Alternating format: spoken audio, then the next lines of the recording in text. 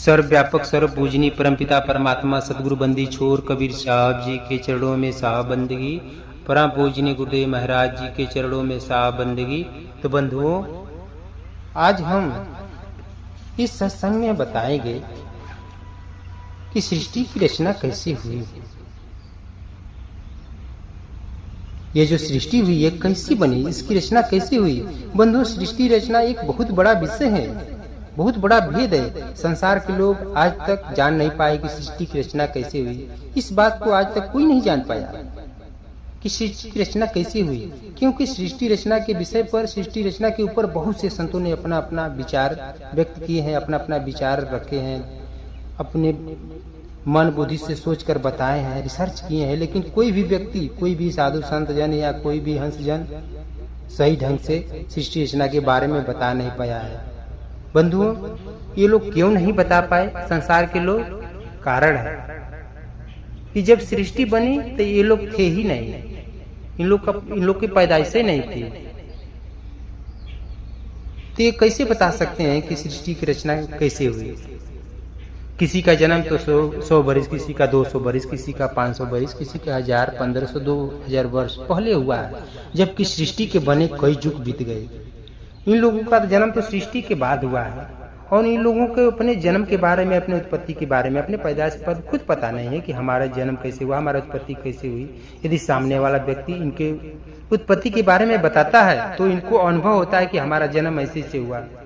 तो ये सृष्टि के बारे में कैसे बता सकते हैं कि सृष्टि कैसे बनी?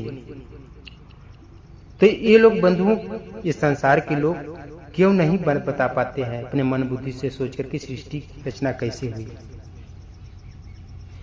ये सृष्टि कैसे बने, इस सृष्टि को कौन बनाया और कैसे बनाया। इस बात को तो वही बता सकते जो सृष्टि को बनते हुए देखे हैं।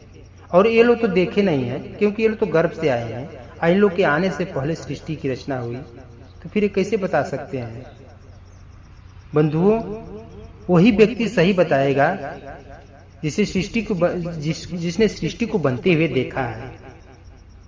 तो वो कैसे बता सकते हैं सृष्टि कैसे बनी? जैसे मकान बन रहा है, और जो व्यक्ति उस मकान को बनते हुए देखेगा तो वही व्यक्ति बता सकता है कि ये मकान कैसे बना, कौन बनाया और कैसे बनाया। यदि कोई व्यक्ति मकान को बनते हुए देखा ही नहीं हो तो ये मकान कैसे बना, कौन बनाया, तो वो व्यक्ति कैसे बता सकता है कि मकान कैसे बना और कौन बनाया और कैसे बनाया? यदि व्यक्ति मकान बनाने के विषय में बताता है तो वो झूठ बोल रहा है, वो सही ढंग से बयान नहीं कर सकता है। इसी तरह से सृष्टि को वही बता सकते हैं जो देखे हैं, और जो लोग गर्भ से आए हैं वो लोग तो कैसे बता सकते हैं कि सृष्टि कैसे बनी? क्योंकि जो लोग गर्भ से आए हैं तो उनको अपने उत्पत्ति के बारे में, अपने पैदाइश के बारे में खुद पता नहीं है कि मैं माँ के गर्भ में था तो 9 महीना सिर नीचे करके पैर ऊपर करके कैसे लटका था, कैसे रहता था। जब उनको खुद पता नहीं है, गंदेपन का ज्ञान, गंदे का ज्ञान उनको खुद नहीं है, जो 9 महीना मल मूत्र की जगह रह कर लटके हुए थे, वो सृष्टि रचना के बारे में कैसे बता सकते हैं बंधुओं? इसलिए यही कारण है कि ये लोग को अपने उत्पत्ति के बारे में खुद पता नहीं है, तो सृष्टि रचना के बारे में कैसे बता सकते हैं? क्योंकि सृष्टि की रचना इन लोग की पैदाइश से पहले हुआ है।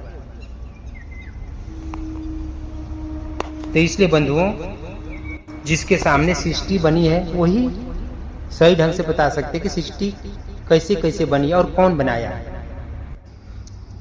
क्योंकि जो गर्भ से आए हैं तो इनके शरीर बनने से पहले ही निरंजन ब्रह्म की शरीर बनी, और सृष्टि बनी तो इन लोगों के सामने तो ये सृष्टि बनी नहीं। तो ये लोग कैसे बता सकते हैं कि सृष्टि कैसे बनी? क्योंकि जो लोग शरीर पकड़े हैं वो लोग तो आत्मा को देख नहीं रहे हैं, तो कैसे बता सकते हैं कि आत्मा कैसे सृष्टि बनाई, और सृष्टि बनाने से पहले क्या क्या सोचा, क्या क्या किया और कैसे किया? इस बात को तो वही बता सकते हैं जो गर्भ से ना आए हो और ना शरीर पकड़े हैं। तो आप लोग विचार करिएगा बंधुओं, और आत्मा को देख रहे हो। अब आप लोग के अंदर जिसने शरीर पकड़ा हो और आत्मा को देख ही नहीं रहा है, तो कैसे बता सकता है कि सृष्टि कैसे बनी? जो गर्भ से न आया हो, जो शरीर न धारण किया हो और सृष्टि को बनते हुए देखे हो, तो वो है सतगुरु कबीर साहब। और यही ऐसे हैं जो गर्भ से नहीं आए हैं, और इन्हीं के 5 तत्व से शरीर बनी नहीं हुई है बंधुओं। बकिया ये संसार में सबकी 5 तत्व की शरीर है। सतगुरु कबीर साहब के अलावा इस सृष्टि में जो भी आया है सब गर्भ से आया है, मगर सतगुरु कबीर साहब हैं जो गर्भ से नहीं आए बंधुओं, वो शब्द स्वरूपी हैं। और उन्हीं से भूली हुई एक आत्मा आई जिसका नाम निरंजन निराकार ब्रह्म है, वही सृष्टि को बनाया। उन्हीं के सामने, उन्हीं के देश से आत्मा आई है जिसने सृष्टि बनाई है। बंधुओं, केवल हमारे परमात्मा सतगुरु कबीर साहब भी एक हैं जो हर एक चीज को देख रहे हैं, देखे हुए बात बताते हैं। वो कहा सुनी बात नहीं बताते हैं, क्योंकि ये सब कुछ आंखों देखी हुई बात बताते हैं। वो लिखी लिखाई सुनी सुनाई बात नहीं बताते हैं। इसी को साहब कहते हैं कि जहिया कीर्तन ना होता, धरती होती न नीर, उत्पत्ति प्रलय नहीं होता, तब की कहें कबीर।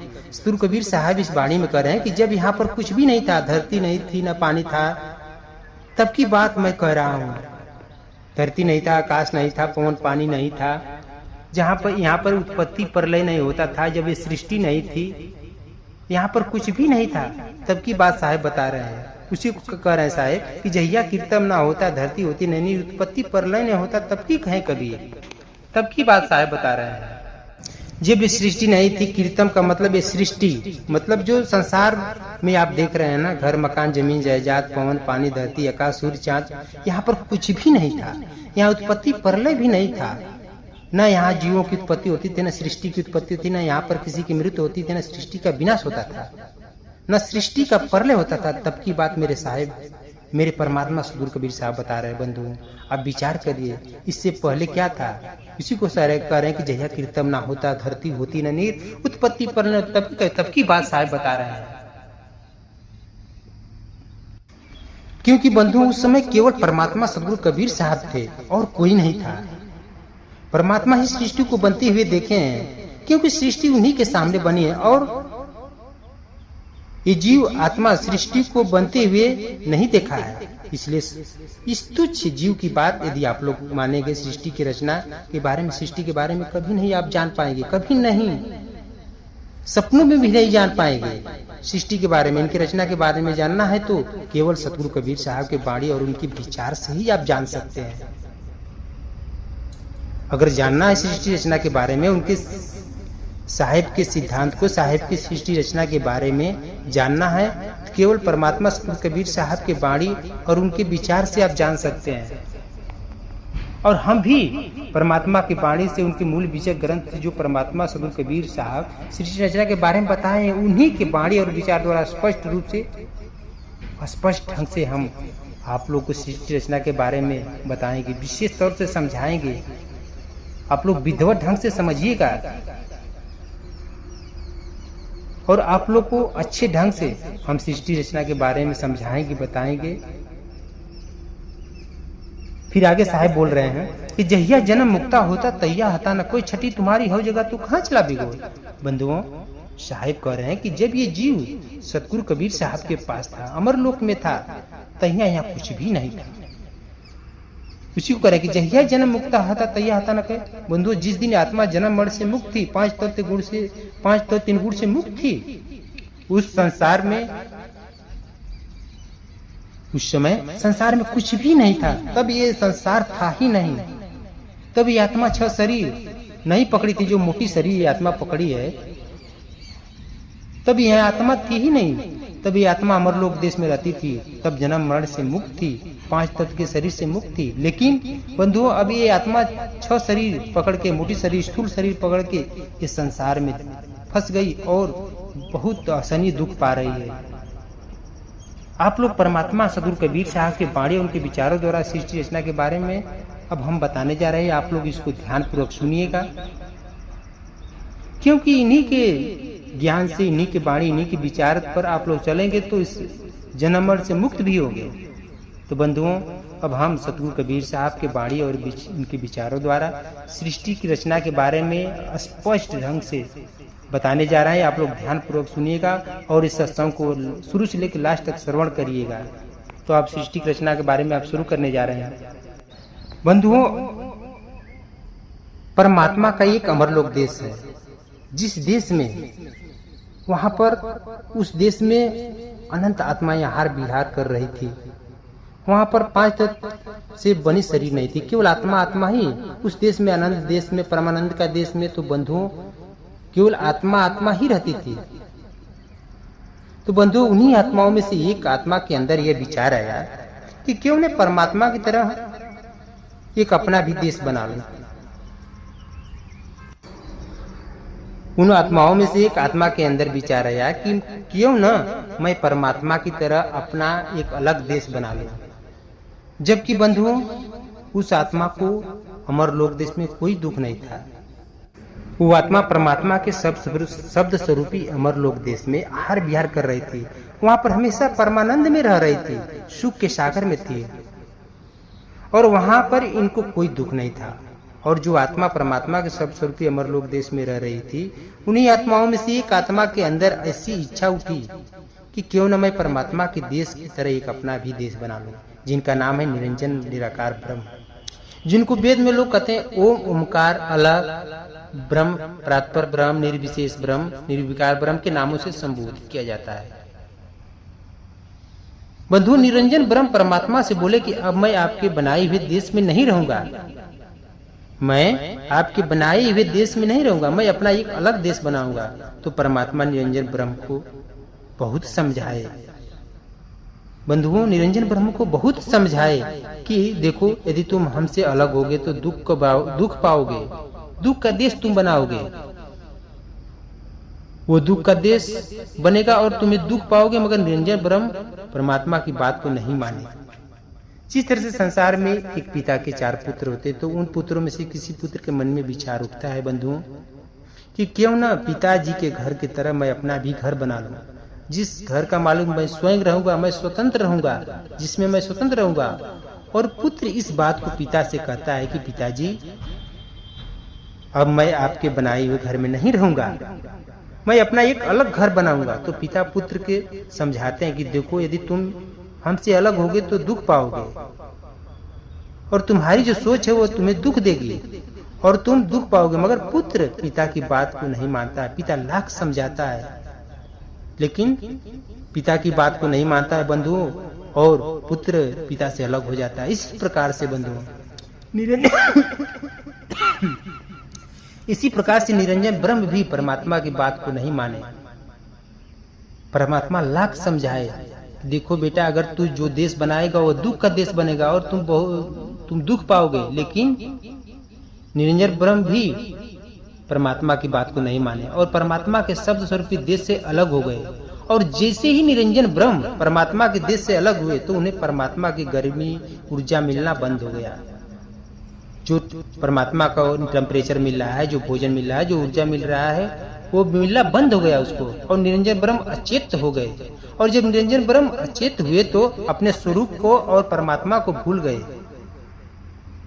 बंधु, जिस तरह से इस संसार में मनुष्य को ब्रह्म की ऊर्जा, ब्रह्म की गर्मी हमेशा मिलती है, और मनुष्य जब एक शरीर छोड़ता है तो दूसरे शरीर पकड़ता है, तो उसे पहले के जन्म का ज्ञान नहीं रह जाता है कि मैं पहले जन्म में कहाँ था, कौन था, कैसे था। जबकि मनुष्य हमेशा ब्रह्म में भोजन और उनके टेम्परेचर को पाता रहता है, तब पर भी मनुष्य सब कुछ भूल जाता है कि मैं अगले जन्म में क्या था, अगले जन्म की सारी बात भूल जाता है। अब आप लोग विचार करिए कि जब ब्रह्म का भोजन भी मिलना बंद हो गया, उस निरंजन ब्रह्म को ब्रह्म का भोजन भी मिलना बंद हो गया, परमात्मा का भोजन भी मिलना बंद हो गया, उस ब्रह्म को गर्मी भी मिलना बंद हो गई, तो उनकी क्या दशा रही होगी। इसलिए वो अचेत हो गए, और इतनी अचेत हुए कि अपने स्वरूप और परमात्मा के देश को भी भूल गए। और जब निरंजन ब्रह्म की चेतना जगी, तो उसने अपने अंदर अकेलेपन, मतलब अपने को अकेला महसूस किया। उनमें कम गर्मी होने से वो बाहर, मतलब वो मोटा शरीर पकड़ लिए, स्थूल शरीर धारण कर लिए। और फिर उन्होंने अपने शरीर में प्रकाश देखा, तो उनमें विचार उठने लगा और इच्छा पैदा हुई, और उनकी इच्छा से एक नारी का अवतरण हुआ, जिनका नाम है आद्या अष्टांगिनी गायत्री। इसी बात को साहेब मूल बीजक ग्रंथ के पहली रमैनी से बता रहे हैं, पानी में बता रहे हैं बंधुओं कि अंतर ज्योति शब्द एक नारी हरि ब्रह्माता के त्रिपुरारी, अति तिरिये भगलिंग अनंता तीव न जाने आदि अंता। बंधुओं, सतगुरु कबीर साहब इस रमैनी में कहने का भाव इनका यह है कि निरंजन ब्रह्म ने अंतर ज्योति शब्द एक नारी हरि ब्रह्माता के त्रिपुरारी, निरंजन ब्रह्म ने अपने शरीर में प्रकाश देखा तो उसके अंदर एक नारी की इच्छा हुई, क्योंकि वे अकेले थे और उसकी इच्छा से एक नारी का अवतरण हुआ जिसका नाम है क्या? आद्या अष्टांगिनी गायत्री। उसी आद्या से ते तिरिये भगलिंग अंदा तेव न जाने आदि अंता, मतलब उसी आद्या से 3 पुत्र है जिनका नाम है ब्रह्मा विष्णु महेश,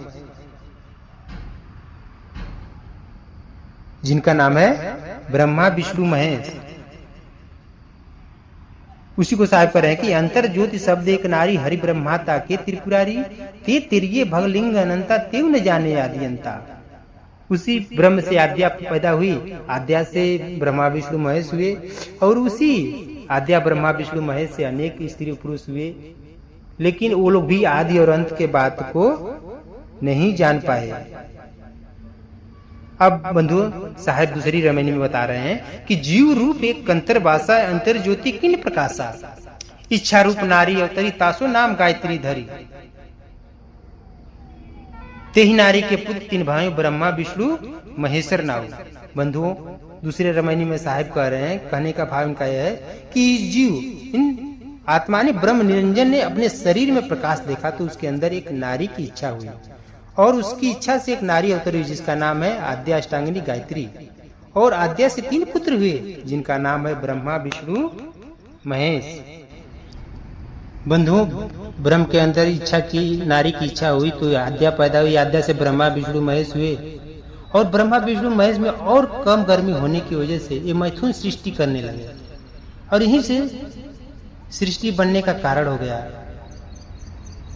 क्योंकि इससे पहले संकल्पित सृष्टि हुई बंधुआ।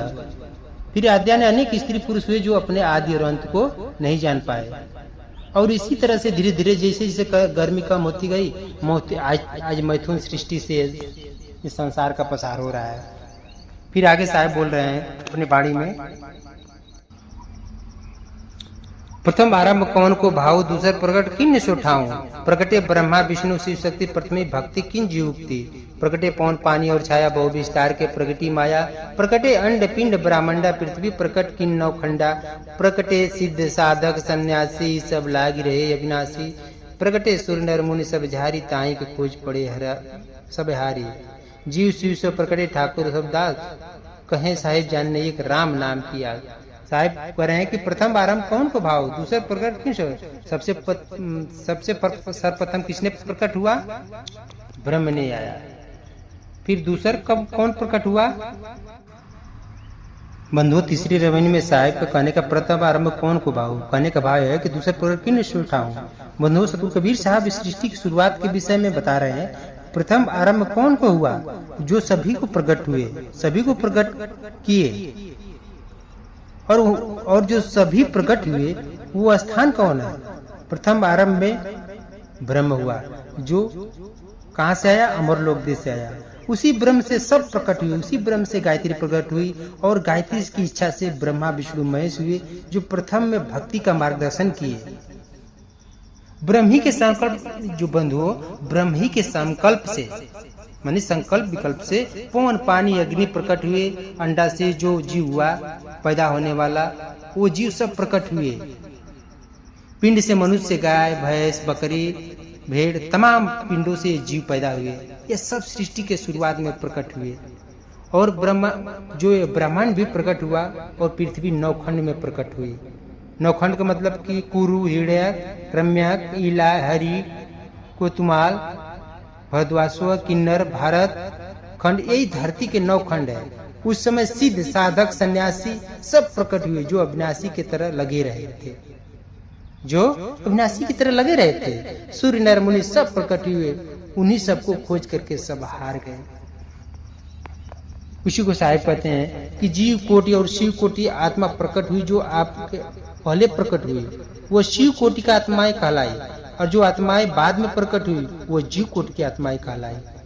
जो शिव कोटि की आत्माएं थी वो ठाकुर हुई और जो जीव कोटि की आत्माएं वो क्या थी? वो दास बनी। उसी को साहिब कह रहे हैं बंधुओं कि प्रथम आरंभ कौन को भाव दूसर प्रकट किन सुठाऊं, प्रकटे ब्रह्मा विष्णु शिव शक्ति प्रथमे भक्ति किन जीवुक्ति। प्रथम में कौन हुआ?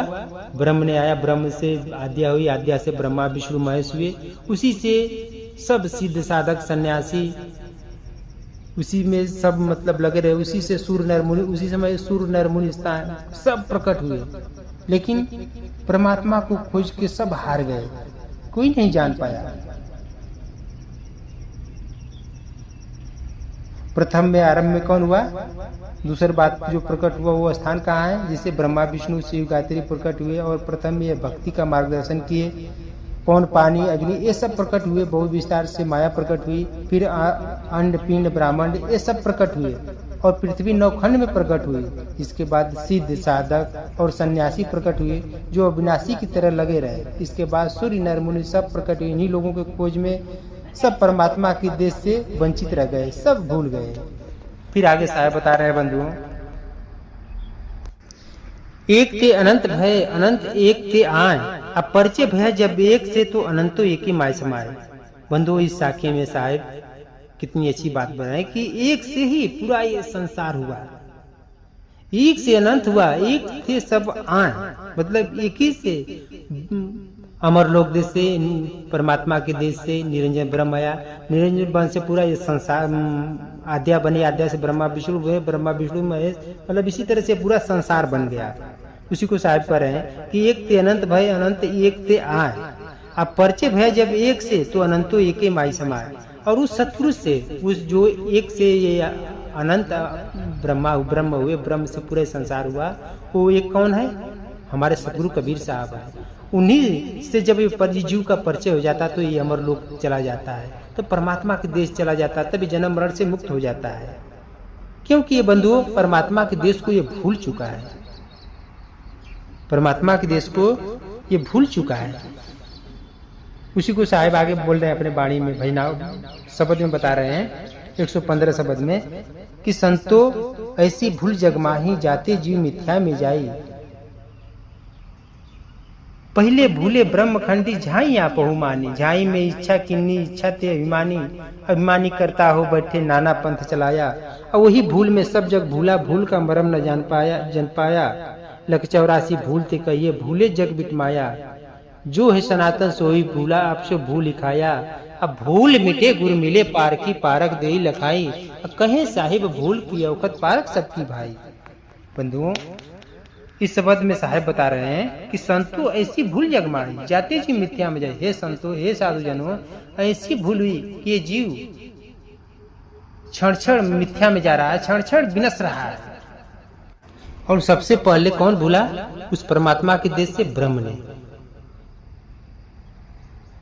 उसी को साहिब कह रहे हैं कि पहले भूले ब्रह्म अखंडी झाई आप माई, पहले परमात्मा के देश से ब्रह्म भूला, अपनी ही झाई यानी अपनी ही परछाई, अपनी कृत को सब कुछ मान लिया, उसी कृत में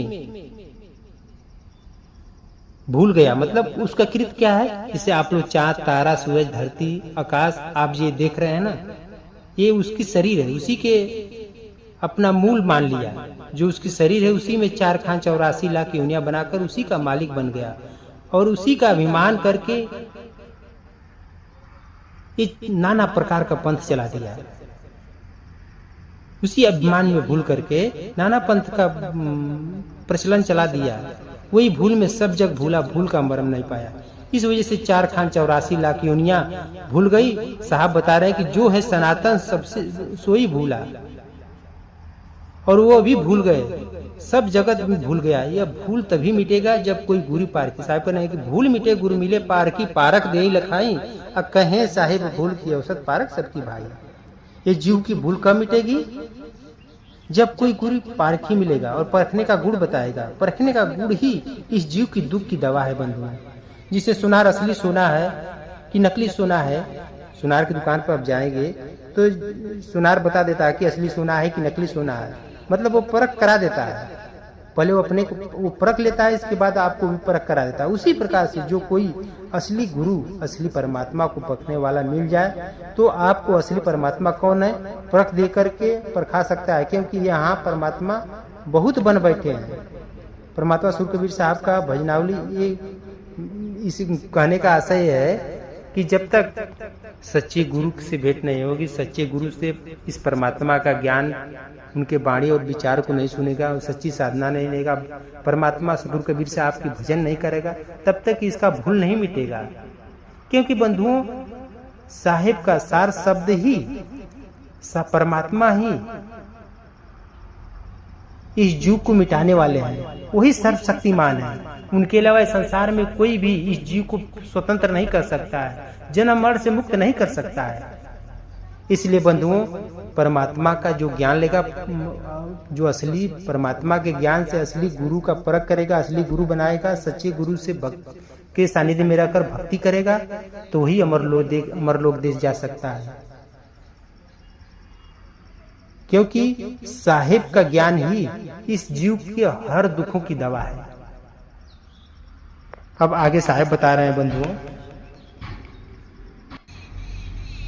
क्योंकि बंधुओं साहिब तो सब कुछ देख रहे हैं ना, क्योंकि वो सुनी सुनाई बात नहीं करते हैं। साहिब कहते हैं अपने बाणी में कि सब कहता कागज की लेखी, मैं कहता आंखों की देखी। ये कैसे सृष्टि बनी, ये जीव कैसे भूला। साहिब सब कुछ अपने आंखों देखे हैं। उन्हीं के देश से एक भूली हुई आत्मा आई और इस संसार को, इस सृष्टि को बनाई। उसी को साहिब कहते हैं कि सब कहता कागज की लेखी, मैं कहता आंखों की देखी। सब तो सुनी सुनाई बातें, कागज की लिखनी, लिखी लिखाई बात कहता है, सुनी सुनाई बात कहता है। वेद वेद भागवत पुराण रामायण 6-7 18 पुराण, ये सब सुनी सुनाई बात, रटू रटंती बात बताता है। लेकिन मैं तो आंखों देखी बात बताता हूँ, साक्षात उस चीज को मैं देख रहा हूँ, देखी देखा बात बताता हूँ, सुनी सुनाई बात नहीं बताता हूँ। उसी को साहिब कहते हैं कि सब कहता कागज की लेकिन मैं कहता आंखों की देखी। साहिब तो साक्षात आंखों देखी हुई बात बता रहे हैं। फिर साहिब आगे बता रहे हैं कि सृष्टि निरंजन ने कैसे बनाया, किसने पसारा। अवधु निरंजन जाल पसारा, स्वर्ग पताल जीव मृत मंडन 3 लोक विस्तारा। ब्रह्मा विष्णु शिव प्रकट किए ताहि दियो सिर भारा। ठाव ठाव तीरथ व्रत थापे ठगने को संसारा। माया मोह कठिन विस्तारा, आप भय करतारा। सतगुरु शब्द को चिन्हत नाही, कैसे हो उबारा। जार भूज कोयला कर डारे, फिर ले अवतारा। अमर लोक जहाँ पुरुष विराजे, तिनका मुदा द्वारा। जिन साहब से भय निरंजन, सो तो पुरुष है न्यारा। कठिन काल से बाचा चाहो, मानो शब्द हो टकसारा। कहें कबीर साहब अमर कर राखो, मानो शब्द हमारा। साहिब क्या कर रहे हैं कि अवधु निरंजन जाल पसारा। इस सृष्टि को, इस संसार का पसार किसने किया है? निरंजन ब्रह्म ने किया है बंधुओं। सबसे पहले अमरलोक से हुई भूली हुई आत्मा वही आई और इस सृष्टि को बनाई। बंधु सदगुरु कबीर साहब इस भजन में क्या कर रहे हैं कि हे संतो, हे साधु जनों, इस सृष्टि को निरंजन ब्रह्म ही बनाया। कौन बनाया? निरंजन ब्रह्म। इस दुख की जाल को निरंजन ब्रह्म ही पसारा है। और निरंजन ब्रह्म ने आद्या को अवतरित किया और आद्या से ब्रह्मा विष्णु महेश हुए, उन्हीं के सिर पर भार दे दिया। उसी को साहिब कहते हैं कि स्वर्ग पताल जीव मृत मंडल 3 लोक विस्तारा। आज ब्रह्मा विष्णु शिव प्रकट की ताहि दियो सिर भारा, और उन्हीं के सिर पर भार दे दिए। फिर साहब कह रहे हैं कि ठाव ठाव तीरथ व्रत थापे, ठगने को संसारा। माया मोह कठिन विस्तारा, आप भय करतारा। और निरंजन ब्रह्म ने आद्या को अवतरित किया और आद्या से ब्रह्मा विष्णु महेश हुए, उन्हीं के सिर पर भार दे दिया। तो ब्रह्मा विष्णु महेश ने जगह जगह पर तीरथ व्रत थापे, इसी संसार के जीवों को ठगने के लिए। माया मोह कठिन विस्तारा, आप भय करतारा। और ये इस माया मोह की जाल को बनाने वाला करतार कौन है? निरंजन ब्रह्म ही है। फिर साहब आगे कह रहे हैं कि सतगुरु शब्द को चिन्हत नाही, कैसे हो उबारा। जार भूज कोयला कर डारे, फिर ले अवतारा। बंधु, ये जीव साहब बता रहे हैं कि ये जीव सतगुरु का ज्ञान, हमारा ज्ञान को चिन्ह नहीं रहा है, पकड़ नहीं रहा है, हमारे बाणी हमारे विचारों को पकड़ नहीं रहा है। तो इस जीव का उद्धार कैसे होगा? ये अमरलोक देश कैसे जाएगा? ये जिसका जन्म मरण कैसे छूटेगा? जो जन्म मरण का ये बंधन में बंधा है, ये कैसे छूटेगा? फिर साहिब आगे कह रहे हैं कि जार भूज कोयला कर डारे फिर ले उतारा, क्योंकि ये निरंजन ब्रह्म इस जीव को दुखों में जार बार कर कोयला कर दे रहा है बंधु। और अमर जार बाज को कोयला करके क्या कर रहा है, इस 84 लाख योनि में मनुष्य के कर्म के अनुसार भेज दे रहा है। ये गर्भ में जा रहा है, फिर गर्भ से बाहर आ रहा है, फिर गर्भ में जा रहा है, जन्म रहा है, मर रहा है, उसमें जार बाज कर कोयला करके फिर बार बार जीव अवतार लेता है, जन्मता है, मरता है। फिर आगे साहिब कह रहे हैं कि अमर लोग जहाँ पुरुष विराजे तिनका मोजा द्वारा, जो सतपुरुष परमात्मा अमर का देश है, जो अमर लोग देश है, जहाँ पर परमपिता परमात्मा रहते हैं, तो वहाँ जाने से जीव को निरंजन ब्रह्म वंचित कर देता है, रोक देता है, उनका द्वार मुद दिया है, मतलब बंद कर दिया है। जिन साहब से भय निरंजन सो तो पुरुष न्यारा, जो निरंजन निराकार ब्रह्म ने इसे आकर के सृष्टि बनाया, उस साहब से ही निरंजन ब्रह्म पैदा हुआ है। मतलब ये आत्मा निरंजन ब्रह्म साहिब से ही निर्मित हुआ है। लेकिन वो सत्पुरुष जो अमर कर देने वाले साहिब हैं, हमारे सत्पुरुष हैं, वो तो ये निरंजन से न्यारे हैं, अलग हैं। फिर साहिब आगे बता रहा है कि कठिन काल ते बाचा चाहो बहुत शब्द टकसारा, अगर तू ये कठिन काल से यानी ये दुख से तू बचना चाह रहे हो तो मेरी बात को मानो, तू टकसार बनो, तू पारखी बनो। उसी को साहिब करे कि कठिन काल से बाचा चाहो गौ शब्द टकसारा, कहीं कबीर अमर कर राखो मानो शब्द हमारा, अगर तू मेरी बात को मानूगा तो तुम्हें अमर कर दूंगा, मेरे शब्द को, मेरे वाणी को, मेरे विचार को। अगर तू मेरे बातों को मानेगा तो मैं तुम्हें इस काल से बचाकर अमर लो देश पहुंचा दूंगा, तुम्हें अमर कर दूंगा, जन्म मरण से मुक्त कर दूंगा। बंधुओं, मेरे साहेब हैं जो गुरु कबीर साहब ही हैं, जो ये जीव को अमर करने वाले, जन्म मरण से मुक्त करने वाले हैं। वही सर्वशक्तिमान है। बकिया किसी भी संसार में इनके अलावा कोई भी मुक्त करने वाला नहीं है, कोई भी ये दुख से बचाने वाला नहीं है। फिर आगे साहिब अपने बाणी में बता रहे बंधुओं, फिर साहिब आगे में बाणी में बोल रहे हैं कि एक अंड ओंकार का सब जग भया पसार, कहें साहिब सब नारी राम की अबचल पुरुष बता। एक अंड ओंकार का मतलब वही निरंजन निराकार ब्रह्म ने, वही ओंकार ने ये पूरे संसार का पसार किया है। लेकिन सबके पति कौन है? मेरे परमपिता परमात्मा सतगुरु कबीर साहब ही सबके स्वामी हैं, सबके पति हैं। और पूरे संसार की जितनी भी आत्माएं हैं सब वो परमात्मा की नारी हैं। उसी को साहिब कह रहे हैं कि एक अंड ओंकार का सब जग भया पसार, कहें साहिब सब नारी राम की अविचल पुरुष बता। वो अविचल पुरुष, वो अविचल पति हैं, पूरे आत्माओं का वो पति हैं और सब आत्माएं उनकी नारी है। जिस तरह से संसार में बंधुओं, जिस लड़की का शादी हो जाता है, जिस औरत का शादी हो जाता है, तो अगर उसका जीवन में पति नहीं होता है तो उसका जीवन सुखमय नहीं बीतता है, उसका जीवन हमेशा दुखमय ही रहता है। इसी तरह से क्योंकि उसका ये संसार में 3 लोक में उसका पति ही, जिसे लोग पति को ही परमेश्वर जानते हैं, उसी को सुख का दाता बोलते हैं। मतलब उसको उसने पत्नी, मतलब उस पत्नी को उसका पति हर तरह से सुख देता है। इसी तरह से हमारे परमात्मा सुख के दाता है, आनंद के दाता है, अमर करने वाले हैं मेरे साहिब। वो तो सब आत्माओं के पति हैं। उसी को साहिब कहते हैं कि एक अंड ओंकार का सब जग भया पसार, कहें साहिब सब नारी राम की अबचल पुरुष बता। सब ये आत्माएं हैं, सब उनके नारी हैं और परमात्मा सबके बता रहे। अविचल मतलब जो ये शरीर 5 तत्व मतलब है, तो ये तो विचलित होने वाले हैं, लेकिन हमारे परमात्मा जन्म मरण में आने वाले नहीं हो, जन्म मरण से मुक्त हैं। उसको अविचल कहा जाता है। जो विचलित ना हो, जो एक रस में रहता हो, उसको अविचल कहा गया है। जैसे यहाँ अविचल का आशय है बंधु, हमारे परमात्मा शब्द स्वरूपी हैं, वो तो जन्म मरण से मुक्त हैं। वो उनके पास 5 तत्व 3 गुण की शरीर नहीं है। इसीलिए परमात्मा अनंत इच्छाएं वाले हैं, और अनंत इच्छाएं वालों का पूर्ति, आत्मा के भी अनंत इच्छाएं हैं और परमात्मा का भी अनंत इच्छा है। तो इस अनंत इच्छा वाला का जो पूर्ति होता है, जो अनंत वाला का पेट भरता है, तो अनंत इच्छा वाला से ही भरेगा। यहाँ तो तीन लोक में तो इच्छा की लिमिट है। जीव एक चीज उसका पूर्ति होता है तो दूसरा घटा रहता है, दूसरा अगर उसको पूर्ति होता है तो तीसरा मतलब उसको इच्छा पाने की उसको लालायित रहती है। मतलब यहाँ तीन लोक में उसकी इच्छा की पूर्ति नहीं होती है। कुछ आवश्यकताएं वो पूर्ति हो जाती है, लेकिन इच्छाएं की पूर्ति कभी नहीं उसकी होती है। उसकी इच्छाएं की पूर्ति कब होती है? जब अनंत इच्छा वाले से उससे भेंट होता है, जब उसका दर्श परस होता है, जब उसके सानिध्य में ये जीव जाता है। तो अनंत इच्छाएं वाले हमारे परमात्मा सदगुरु कबीर साहब है बंधुओं, उसी को साहिब कह रहे हैं। ये सुख के दाता है, मतलब हर तरह से सुखी रखते हैं।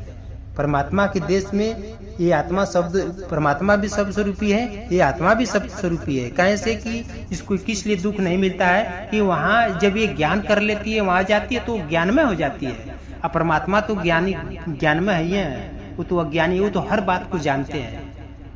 तो जब ये आत्मा भी ज्ञान कर लेती है तो परमात्मा जैसा बन जाती है। परमात्मा जब जैसा तो परमात्मा तो नहीं बन पाती है, लेकिन ये गर्भ में इसका आना जाना खत्म हो जाता है, जन्म मरण के बंधन से मुक्त हो जाती है। उसी को साहिब करें कि एक अंड ओंकार का सब जग भया पसार, कहे साहिब सब नारी राम की अब पुरुष बता। अब आगे साहिब कह रहे हैं बंधु,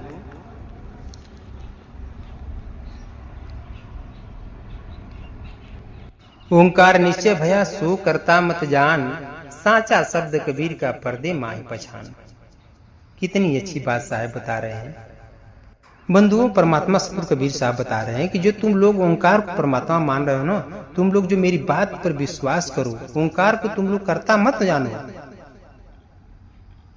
क्योंकि वो परमात्मा नहीं है, वो तो अमर लोक से भूली हुई आत्मा है। उसी को साफ करें कि ओंकार निश्चय भया सो करता मत जान, उसको तो परमात्मा मत मान। साचा शब्द कबीर का पर्दे माय पहचान। साचा शब्द तो साहिब का है, हमारे सार शब्द, हमारा साचा शब्द परमात्मा सदगुरु कबीर साहब का ही सही ज्ञान है। पर्दे माय पहचान, जो तुम्हें इस शरीर से प्रकृति से या आत्मा के बीच के जो संबंध है, जिस तरह से आत्मा से और ये परमात्मा के बीच का जो पर्दा है, इसको तू हटा दे, तब तुम्हारा परमात्मा का दर्श परस होगा। उसी को साहिब करें कि ओंकार नीचे भया सो करता मत, उस परमात्मा निरंजन ब्रह्म को तू करता मत मान। साचा शब्द साहिब का पर्दे माई पहचान, उस परमात्मा को चीन, उस जो तुम्हारे बीच जो संशय है, जो पर्दा पड़ा है, आत्मा और परमात्मा के बीच का जो पर्दा है, जो प्रकृति और आत्मा के बीच का पर्दा, उसको हटाओ और साहिब का ज्ञान को तू अमल करो और उनके अमर लोक तेज जाओ। उन्हीं के एक जो ज्ञान है वो सच्चा ज्ञान है। फिर साहिब आगे बता रहे हैं, क्योंकि बंधुओं इस साहिब को क्यों नहीं जान पाती है, क्योंकि इसकी जो सूरत है ना, इस संसार में बिखरी हुई है। इसकी सूरत नीचे उतर गई है, संसार में फंस गई है, इसलिए साहिब को ये जान नहीं पाती है आत्मा, इसीलिए भूल गई है। उसी को साहिब कहते हैं कि सूरत फंसी संसार में, तासे पड़ गए दूर, सूरत बाद स्थिर करो आठों पर हजूर। जो इसके संसार में सूरत फैली हुई, जिस संसार में आप देख रहे हैं ना, संसार जिसे धरती, आकाश, पवन, पानी, चार, सूरज, ये संसार है, ब्रह्मांड है, इसमें इसकी सूरत फंस गई है, मुंह माया में इसकी सूरत फंस गई है। उसी को साहिब कह रहे हैं कि सूरत फंसी संसार में, इस संसार से, मोह माया से, इस संसार के लोगों से अपने सूरत को बटोर करके तू परमात्मा में लगा दे। शिव कह रहे हैं कि सूरत फंसी संसार में, तासे पड़ गई, इससे तुम परमात्मा से दूर हो गए हो। और सूरत बांध स्थिर करो आठों पर हजूर। अगर तो यही सूरत को बटोर कर सूरत को तू परमात्मा में लगा देगा, इस सूरत तो जो सूरत है, जो संसार में तुम्हारा सूरत फैली हुई है, जो सूरत तुम्हारा संसार में तुम लगाए हो, उसी सूरत को समेट कर, यानी उसी को सूरत को हटाकर परमात्मा में लगा देगा, तो तू परमात्मा के देश चला जाएगा, परमात्मा के पास हमेशा हमेशा के लिए चला जाएगा, हमेशा उनके पास रहेगा। उसी को साहिब कहना है कि सूरत फंसी संसार में, तासे पड़ गए दूर, और सूरत ही बांध स्थिर करो आठों पर हजूर। आठों पर, उस हुजूर के पास तुम आठों पर रहोगे। हुजूर माने परमात्मा, तू हमेशा उनके पास तू अमर रहोगे, तन के दुख, मन के दुख, जन्म मरण से मुक्त हो जाओगे और इस बंधन से तुम्हारा छुटकारा हो जाएगा। फिर साहिब आगे बोल रहे हैं बंधुओं, निरंजन नर जपत है तिनकी तो गति नाही, गुगुर होएगा बापुरा तिनकी सूझत नाही। जो निरंजन, जो नर निरंजन की पूजा करता है उनकी मुक्ति कभी नहीं हो सकती है। गुगुर गोएगा बापुरा तिनकी सूझत ना है। अगर अज्ञानी जीव है तो उसको परमात्मा का ज्ञान नहीं सूझेगा, उसको परमात्मा का विचार अच्छा नहीं लगेगा। इसलिए लगेगा बंधुओं कि उसके करोड़ों जन्म के पाप है, इसीलिए परमात्मा का चर्चा नहीं। साहिब कहते हैं कोटि जन्म के पाप से हरि चर्चा न सुहाय, जैसे ज्वर के ताप से भोजन का रुचि जाए। जिस तरह से करोड़ों जन्म के पाप से ये जीव को क्या होता है, अगर परमात्मा की बात बताई जाती है, सच्ची बात बताई जाती है, सच्ची साधना बताया जाता है, सही मार्ग बताया जाता है, तो उसको अच्छा नहीं लगता। जिस तरह से व्यक्ति अगर रोगी होता है, जिसको ज्वर से पीड़ित होता है, तो उसको भोजन दिया जाता है, तो उसको भोजन की रुचि मतलब भूख नहीं, मतलब खाने की इच्छा नहीं करती है। उसी तरह से कहा जाता है, उसी को साहिब कर है कि निरंजन नर जपत है तिनकी तो गति, उसकी मुक्ति नहीं होगी। और जो अज्ञानी होता है परमात्मा के ज्ञान उसको सूझता नहीं है। फिर साहिब आगे बता रहे हैं बंधुओं, क्योंकि बंधुओं पहले इसका नाता किससे था, परमात्मा से था, लेकिन ये आत्मा परमात्मा को भूल गई। उसी को साहिब करें कि जासो नाता आदि का बिसर गया सुठो, ये परमात्मा को बिसार दिए। 84 के बस पड़े कहें और की और। बंधु परमात्मा सूत्रबीर साहब बता रहे हैं इस साखी में क्या कर रहे हैं कि हे आत्मा तुम्हारा नाता किससे था, सतपुरुष परमात्मा से था, जो अमर लोक देश में रहते थे, और तुम भी अमर लोक देश में रहती थी, लेकिन तू उस अमर लोक देश को छोड़कर चली आई है और 84 लाख योनियों का दुख भोग रही है। मैं कुछ और कह रहा हूँ तो तू कुछ और कर रही है और मेरी बात को नहीं मान रही। उसी को बात साहिब कर रहे हैं कि जासो नाता आदि का बिसर गया सो ठौर, 84 के बस पड़े कहें और। पहले तुम्हारा नाता सतपुरुष से था, लेकिन तू उनको बिसार दिया और 84 का तू दुख पा रहा है। साहिब कुछ और कर रहे हैं, कह रहे हैं, तो तू कर कुछ हो रही है, इसीलिए दुख पा रही है। फिर साहिब आगे बता रहे हैं, अब साहिब लास्ट उपाय बता रहे हैं, ये जीव कैसे जाएगा। कहे से कि बंधुओं जब तक ये संत के गुरु संत के शरण में नहीं जाएगा, परमात्मा के गुरु के शरण में नहीं जाएगा, परमात्मा के शरण में नहीं जाएगा, तब तक इसका उद्धार नहीं होगा। क्योंकि बंधुओं इसको मुक्त करने वाले, हित की बात बताने वाले 3 ही हैं। अमर लोक देश पहुंचाने वाले 3 का ही भूमिका होती है, संत का, गुरु का और परमात्मा का। तो उसी को साहिब कहते हैं कि संत सगा और गुरु सगा और सगा सतनाम, कहे साहिब जीव का 3 ठोर विश्राम। इसके कौन सगे होते हैं, जो अमर लोक देश पहुंचाने में इसके तन के दुख, मन के दुख, जन्म मरण के दुख से बचाने में सहयोगी कौन होते हैं, ये 3 ही होते हैं। संत लोग होते हैं, गुरु लोग होते हैं और परमात्मा होते हैं, हमारे साहब होते हैं, वही यही लोग आए साहिब तो तीनों का फर्ज निभाए हैं। ये जीव क्या जानता है, कुछ नहीं जानता है। संत का मर्यादा, गुरु का मर्यादा, परमात्मा का मर्यादा, ये तीनों मर्यादा मतलब ये जीव को बताए हैं। ये जीव कुछ नहीं जानता है बंधु। इसीलिए साहिब कहें कि तू संत के साहिब, इसीलिए कहें कि संत सगा और गुरु सगा और सगा सतनाम, कहे साहिब ये जीव का 3 ठौर विश्राम। तू संत के शरण में जाओगे, अगर संत के शरण में जीव जाता है तो संत लोग कहते हैं कि बेटा गुरु बनाओ, और गुरु के शरण में जाता है तो गुरु लोग कहते हैं कि बेटा परमात्मा का भक्ति साधना ले लो और भक्ति करो, तभी तुम्हारा उद्धार होगा। इसलिए ये मतलब साहिब इसीलिए संत के शरण में, गुरु के शरण में भेजते हैं। फिर आगे साहिब क्या बोल रहे हैं, तहां के बिछड़े बहु कल्प बीते भूमि परी भुलाए, साधु संगत खोज देखो बहुरी उलट समाए। बंधुओं इस हिंडोला में साहिब कह रहे हैं, बता रहे हैं, कबीर साहब बता रहे हैं कि इस निरंजन भगवान को परमात्मा के देश से अमर लोक से बिछड़े बहु कल्प बीत गए और यहाँ आकर परमात्मा के देश से अमर लोक को भूल गए हैं, और उन्हीं की वजह से ये पूरी सारी आत्माएं भूल गई हैं, जितनी सृष्टि में आत्माएं सब भूल गई हैं। उसी को साहिब कर रहे हैं कि तहां के बिछड़े बहुकल्प बीते भूमि परे भुलाए, साधु संगत खोज देखो बहुरी उलट समाए। इस हिंडोला में साहिब बता रहे हैं कि तू साधु संगत के में जाओ, सत्संग सुनो, साधु संगत में खोज करो, तब तुम्हें सच्चा ज्ञान मिलेगा, सच्चा मार्ग मिला, तब तू उस परमात्मा के देश, तो अमर लोक देश तो फिर वापस जाएगा, नहीं तो और बकिया कोई उपाय नहीं। इसीलिए बंधुओं साहिब 3 गो अपने सगे बताए हैं ना, देखिए इसमें भी बताए और कि 3 से ही इस जीव का उद्धार होगा, संत, गुरु और परमात्मा। इसीलिए तीन लोग के सानिध्य में भेज रहे हैं साहेब। उसी को कह रहे हैं कि तहाँ के बिछड़े बहुकल्प बीते भूमि परे भुलाए, साधु संगत खोज देखो बहुरी उलट समाए। तू साधु संगत में हमके खोजो, हमारे ज्ञान को पर लो, साधु संगत में जाकर मेरी सच्ची साधना को लो, और तब तू अमरलोक देश जाएगा, तब तू जन्म मरण से मुक्त होगा। तो बंधुओं, इसी शब्दों के साथ मैं अपने वाणी को विराम देता हूँ, क्योंकि आप लोग को स्पष्ट हो जाएगा, स्पष्ट हो गया होगा कि सृष्टि की रचना कैसे बनी और किसने बनाया और किनके सामने बनी। तो बंधुओं, सृष्टि की रचना हमारे अमर लोक देश से हमारे सतपुरुष परमात्मा सूर्य कबीर साहब से एक आत्मा आई जिसका नाम है निरंजन निराकार ब्रह्म। उसी से, उन्हीं की इच्छा से आद्या हुई, आद्या से ब्रह्मा विष्णु महेश हुए, उसी ब्रह्मा विष्णु महेश से अनेक स्त्री पुरुष हुए और उसी से पूरा संसार बन गया। तो बंधुओं, अब इसी शब्दों के साथ मैं अपनी वाणी को विराम देता हूँ। हाँ बंधुओं, अगर मेरी वाणी से आप लोग को अगर दुख लगा हो तो मैं क्षमा प्रार्थी हूँ, क्योंकि मैं इस जीव को सही रास्ता पर सही ज्ञान का मार्ग बता रहा हूँ। क्योंकि ये सदगुरु कबीर साहब का मेरा ज्ञान नहीं है, ये साहिब का ज्ञान है, और साहिब का ज्ञान सही दिशा देने वाला है, सही मार्ग पहुँचाने वाला है, जन्म मरण से मुक्त करने वाला है।